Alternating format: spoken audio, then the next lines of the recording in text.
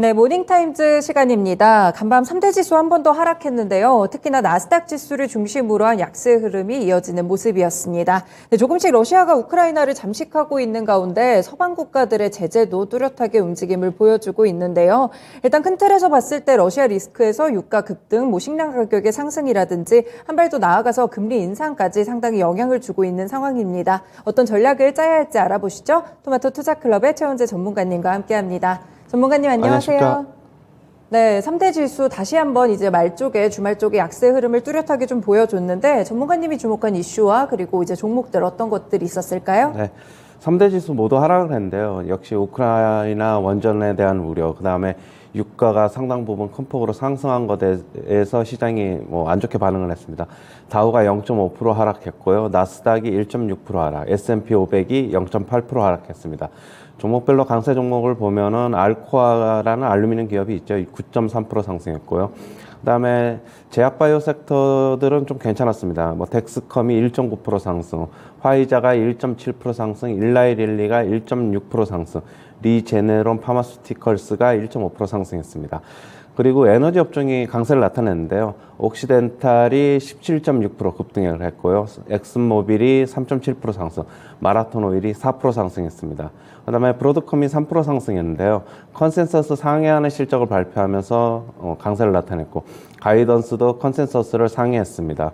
그다음에 국제유가가 7.4% 급등을 했는데요. WTI 기준으로 115.6달러에 마감을 했습니다. 그다음에 2월 비농업 부문의 일자리가 67만 8천 개를 증가했는데요. 1월에 46만 7천 개보다 훨씬 많이 증가를 했고요. 시장 예상치 42만 3천 개보다도 상회했습니다. 그다음에 손성원 교수는 미국 GDP 성장률이 마이너스 가능성이 있다라고 지금 얘기를 하고 있습니다. 그다음에 골드만삭스 측에서는 지금 러시아 경제 제재로 3차 원유 파동이 온다라고 지금 얘기를 하고 있고요. 제프리스 증권에서는 인플레이션이 3월에도 상승세가 계속될 것이다 얘기를 하고 있습니다. 네, 역시나 지정학적 리스크가 큰 틀에서 많은 이슈들을 둘러싸고 있는 것 같아요. 종목별로 흐름을 보셔도 에너지 업종들이라든지 유가 관련 종목들이 좀 강한 모습이었는데 일단 금요일에도 알고 있었지만 자포리자 원전을 좀 장악했다는 소식, 핵 위협이 좀 우려가 고조가 되면서 이렇게 좀 하락을 한 것 같아요. 전쟁 리스크가 좀 길어지고 있는데 아직까지 좀 바닥이 나오지 않은 걸까요? 그렇죠. 아직까지는 계속 여진 여파가 이어지고 있다고 보여지고 있고, 지금 계속적으로 전쟁 관련 뉴스에 따라서 증시가 지금 등락을 거듭하고 있는데요. 일단 원전에 대한 우려, 혹시 제2의 체르노빌 사태가 되지 않을까에 대한 우려로 인해서 어제 좀 우려감이 시장을 좀 지배한 것으로 보고 있습니다. 아, 네, 그렇군요. 일단 유가를 좀 많이 체크를 해야 될 것 같은데 유가가 많이 폭등을 하면서 WTI 기준으로는 115달러, 브렌트유도 거의 이제 120달러 선 가까이 왔습니다. 근데 이제 이란산 핵 합의 이런 가능성도 계속 좀 짚어지고 있어서 이런 가능성을 생각하더라도 유가가 좀 계속 상승 기조를 좀 이어갈까요? 그렇죠. 아직까지는 지금 계속적으로 좀 더 전쟁 리스크가 이어진다고 보면은 좀 더 상승할 것이라고 보고 있고, 아직까지 섣부르게 어디가 고점이라고는 얘기할 수 없습니다. 지금 전쟁 관련 이슈에 따라서 유가는 계속적으로 등락을 반복할 것으로는 보고 있는데, 일단은 네. 러시아 측에서의 어떤 원유를 적극적으로 지금 유럽에서도 지금 구매를 하지 않고 있기 때문에 조금 더 이제 브렌트유나 WTI 기준으로 그쪽으로 좀 매기가 좀 더 쏠리는 것으로 보고 있어가지고 네. 지금 유가 지금 어디라고 예측하는 것보다는 계속적으로 전쟁 관련 이슈 체크하면서 유가 상승 계속적으로 좀 더 이어질 것이다 보고 있습니다. 네, 유가 조금 더 오를 수 있겠습니다. 일단 미국이나 유럽 측에서도 원유산 구매, 러시아 측에 대한 원유산 구매, 제재 이런 부분과 이어지다 보니까 그런 것 같은데요. 네, 골드만삭스 측에서도 러시아 경제 제재로 3차 원유 파동이 올 수 있다 이런 이야기까지도 내놓고 있는 것 같아요. 자세하게 좀 어떤 내용이었을까요? 네, 지금 러시아 경제를 이제 봉쇄하게 되면은 결국에는 그냥 넘어가지 않을 것이다. 시장은 이렇게 네. 지금 보고 있고. 인플레이션이 지금도 상당 부분 강세지만은 지금 앞으로 인플레이션 더 폭등할 것이고, 그다음에 에너지 부족 사태가 올 것이다라고 지금 얘기를 하고 있고요. 네. JP모건 측에서는 185달러까지 갈 것이다 지금 얘기를 하고 있고, 네. 일부 헤지 펀드들 측에서는 200달러까지도 갈 수 있다라고 지금 전망치도 네. 나오고 있습니다. 굉장히 좀 공격적인 이런 예측까지 나오고 있는 상황이네요. 유가가 근데 이렇게 오르게 되면 기업들의 수익성에서도 아무리 좀 타격이 좀 많이 갈 것 같은데 뭐 항공주들 같은 이런 직접적인 타격 종목들도 있겠지만 사실 110달러선 위쪽에서는 자동차나 반도체 쪽도 우려가 있을 것 같아요. 이쪽은 어떻게 보세요? 반도체 쪽은 솔직히 뭐 별 영향이 없을 것으로 보고 있고 네. 조금 전에 얘기했듯이 항공 섹터는 상당 부분 우려가 있죠. 그다음에 자동차는 당연히 영향이 있을 거고 아직까지 뭐 전기차 전환이 뭐 계속 뭐 하고 있지만은 네. 뭐 아직 훨씬 못 미치기 때문에 그렇죠. 내연기 네. 가치가 아직 훨씬 많기 때문에 뭐 자동차, 항공 섹터 이쪽으로는 직접적으로 뭐 좀 타격이 있을 것이라고 보고 있고 뭐 석유화학 네. 업체들도 지금 안 좋을 것이다. 지금 그렇게 지금 전망이 나오고 있습니다. 아, 네. 석유화학 업체들까지 확실히 타격을 받는 종목들이 유가 급등에 따라서 나오고 있는 것 같습니다. 네, 그 가운데 이제 반대쪽으로 봤을 때는 또 에너지 업종에겐 상당한 수혜가 되고 있잖아요. 말씀 주신 대로 옥시덴털이 또 상당히 많이 올랐는데 결국에는 이렇게 에너지 종목들, 원자재 관련 종목들이 좀 수혜가 될까요? 계속?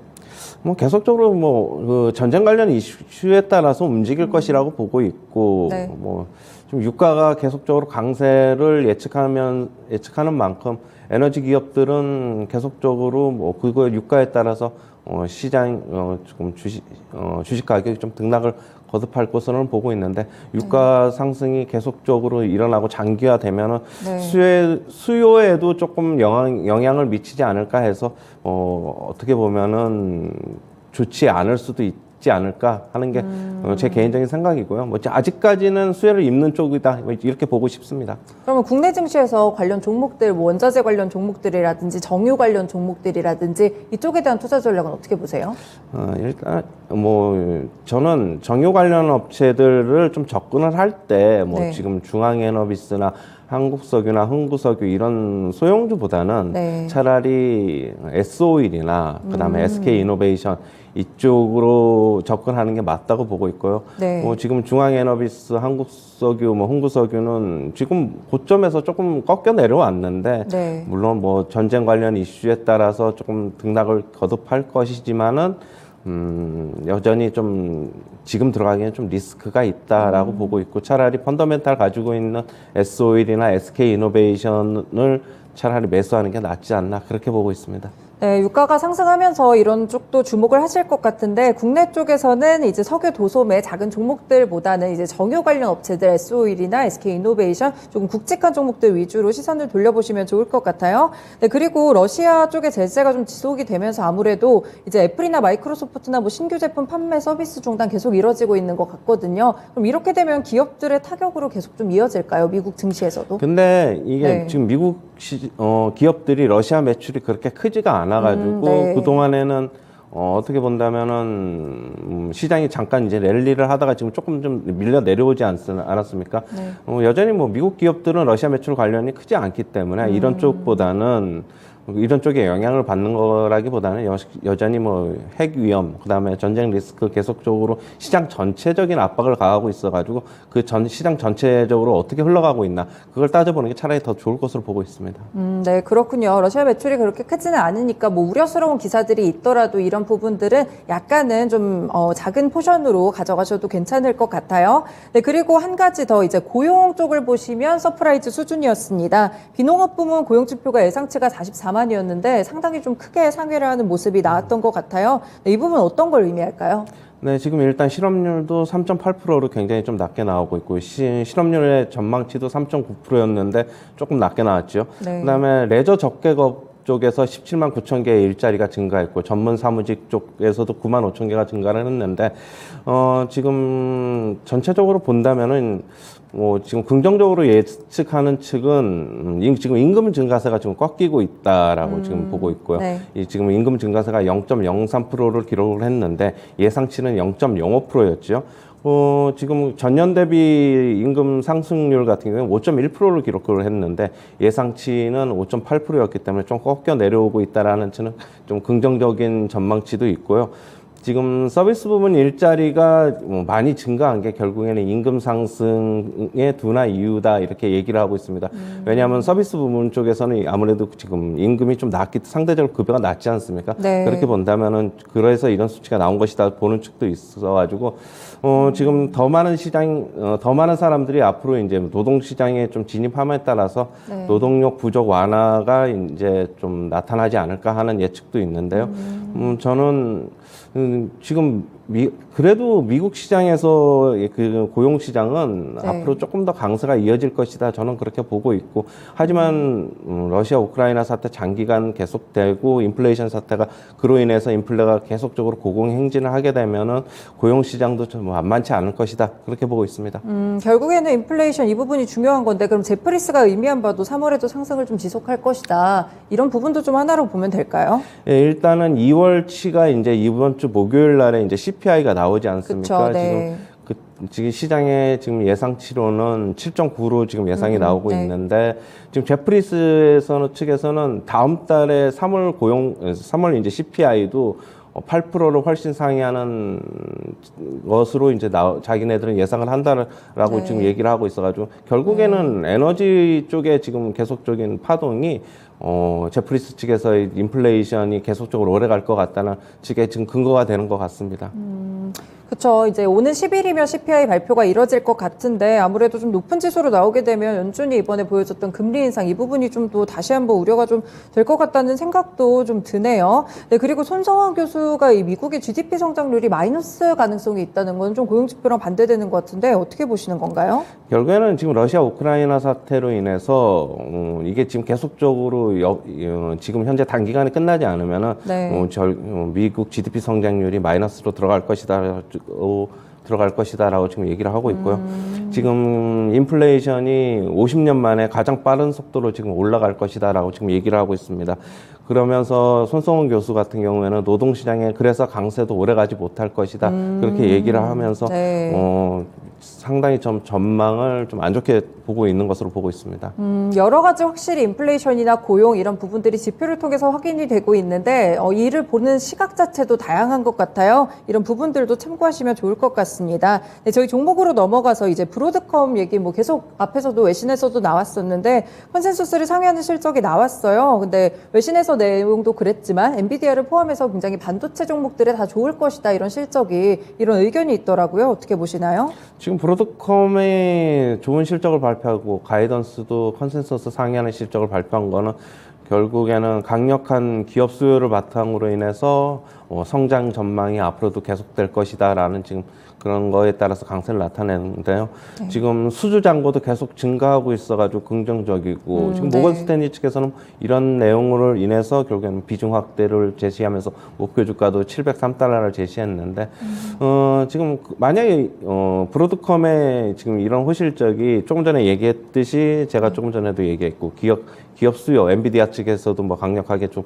계속적으로 수요를 브로드컴 제품을 살 것 같다라는 네. 지금 예측이 나오면서 반도체 쪽에도 그럼 긍정적이지 않겠느냐라고 지금 보고 있는데 뭐 반도체 뭐 그렇게 저도 뭐 나쁘게는 보지 않는데 전체적인 시장이 지금 흔들리고 있으니까 네. 그렇다고 이제 반도체만 뭐 에너지 업종 같은 경우는 특별한 이슈가 있어서 아주 강한 건데 그렇죠. 네. 전체적인 시장을 좀 봐야 될 것으로 보고 있습니다. 그렇다고 반도체 섹터만 아주 먼저 갈 수도 있는 것도 환경은 아니다라고 지금 말씀을 드리고 싶습니다. 네, 반도체 펀더멘탈 자체는 뭐 나쁘지 않은 것 같은데 일단 시장 상황이 워낙 불안하다 보니까 이 부분을 신경 쓰시면서 투자를 좀 해야 될 것 같습니다. 네, 마지막으로 아무래도 국내 이번 주에 대선이라는 큰 이슈가 있다 보니까 국내 증시 이번 주 어떻게 좀 흘러갈 거라고 보세요? 저는 뭐 만약에 많이 빠지게 되면 한 네. 2,600, 한 8, 90 정도까지는 빠질 수도 있다라고 보고 네, 있고 네. 전체적으로 저는 뭐 한 2,700에서 2,800의 주봉 박스권을 이번 주를 좀 예측을 하는데요. 네. 뭐 대선 이슈는 저는 뭐 중립적이라고 보고 있습니다.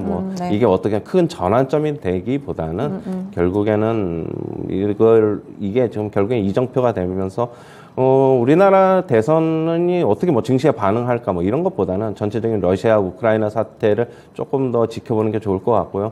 대선 관련해서는 나쁠 것은 없습니다. 누가 되든지 간에 저는 일단 일정 부분 좀 허니문 기간이 좀 계속될 것으로 보고 있어가지고 그건 일단 중립적으로 시장에 지금 영향을 미칠 것이다 이렇게 보고 있습니다.